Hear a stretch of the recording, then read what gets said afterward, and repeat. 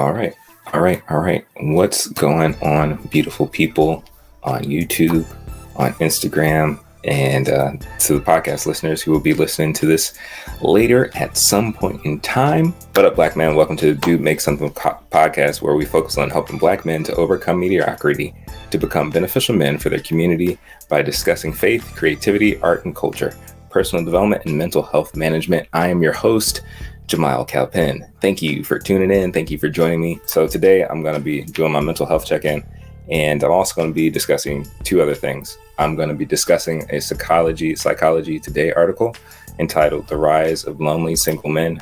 It came out August 9th, but people have been commenting and sharing a lot of thoughts and feelings about it. So I'm figuring we're going to read through that article, and I'm going to give some of my thoughts about it, and as well as sharing something that I feel like God shared with me about making sure you have your requirements in place before you pursue your desires. You got to make sure you have what you've required before you pursue what you desire. Okay, typically I would do this at the beginning of the week, but Monday is close enough to the beginning of the week as we need it to be. So where have I been feeling overall in my mental headspace?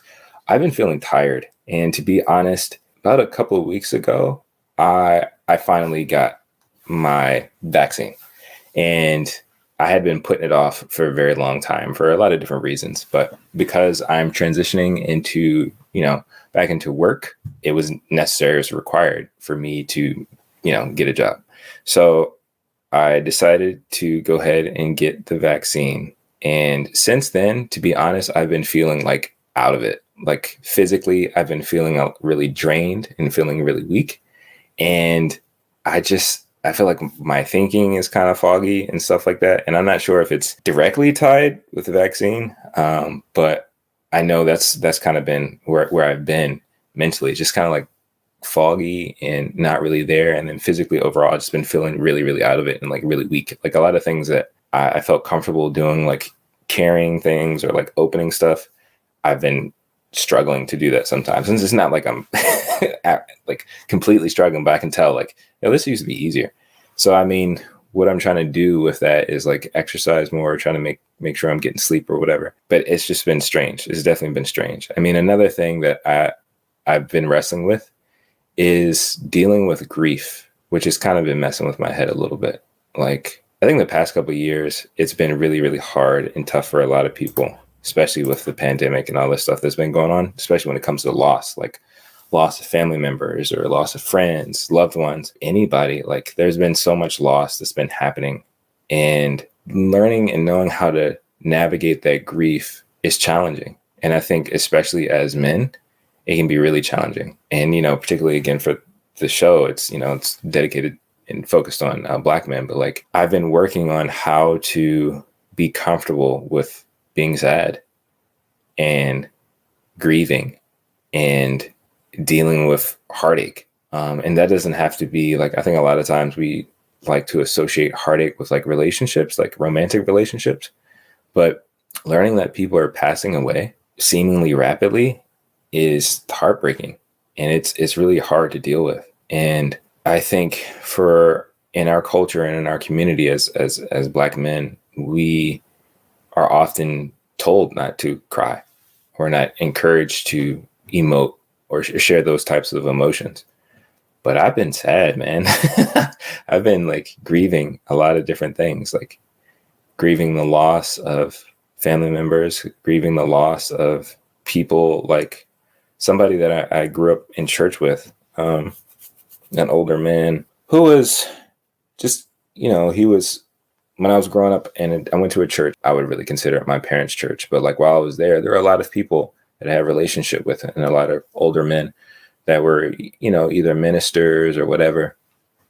And there was this one guy who was significantly older, but he was a really nice guy. He was really nice. He was really kind to my family and really kind to my parents. And he was really, really kind to me. And he recently passed away. And I think for me, expressing that news to my wife and like getting that news, I think before I would really try to like brush it off and try to hold in those emotions and those feelings of the fact that I was sad.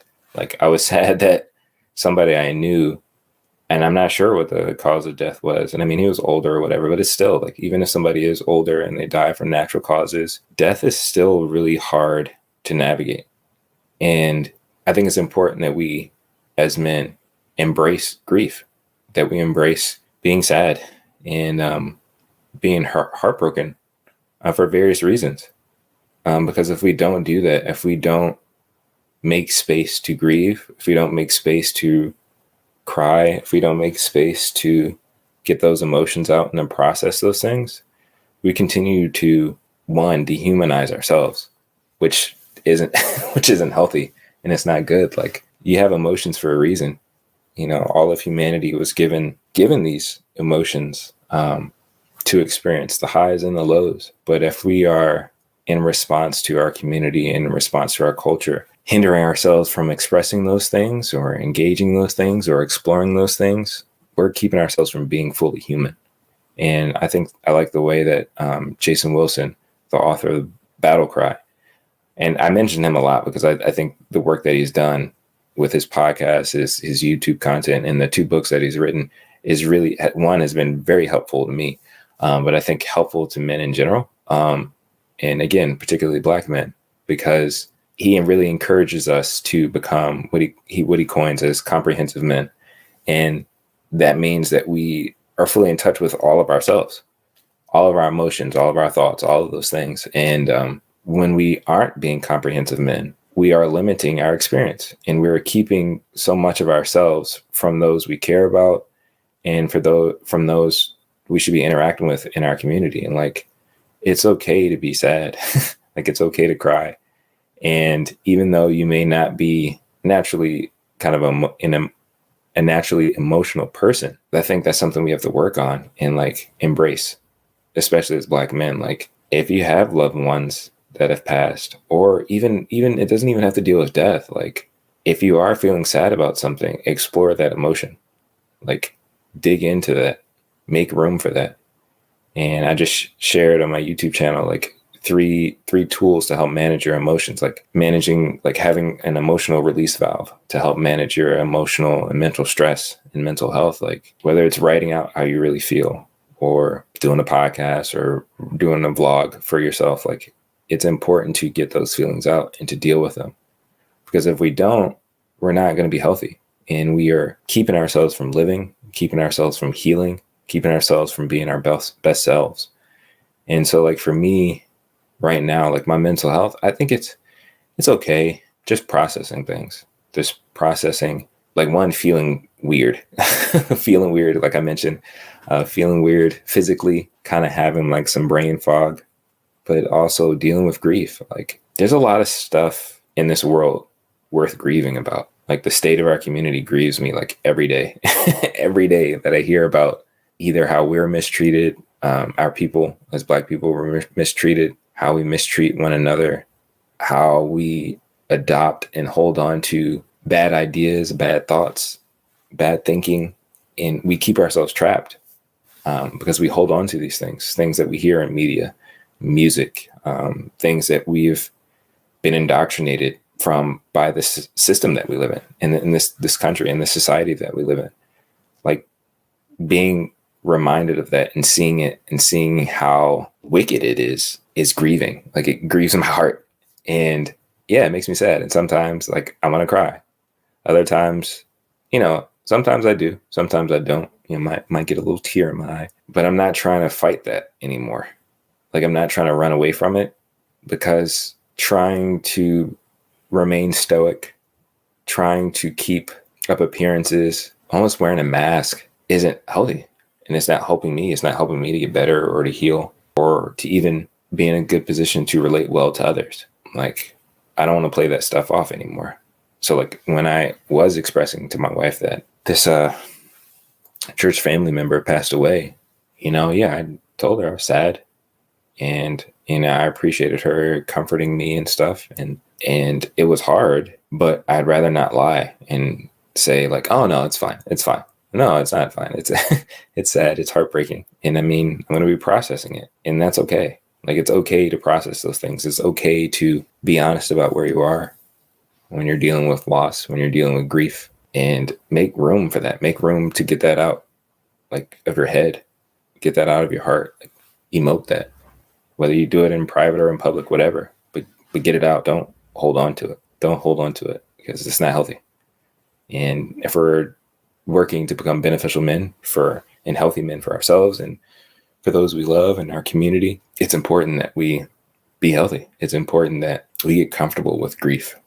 Not to say that there should be so much grief around us all the time, but when we are wrestling with grief, when we are experiencing grief, when we are dealing with things in this world that grieves our heart, grieves our spirit, let's not hide from it. Let's not run away from it. Let's embrace it so that we can be our best selves and so that we can heal and be healthy. Yeah, so that's where I am mentally, kind of grieving, processing, trying to get clarity in my mind and stuff like that. But I mean, overall, I think I'm good. Again, like I mentioned, I'm trying to exercise, trying to walk, trying to make sure I'm having time to process. Like, journaling is something that I do to process.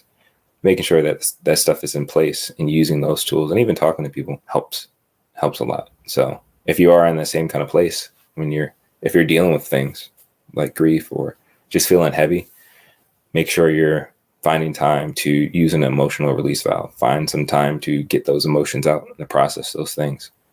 Don't carry them around silently inside of you. Get it out. Get it out in healthy and constructive ways. And again, like I mentioned, there are videos on my YouTube channel where I share some tools that can be helpful for that.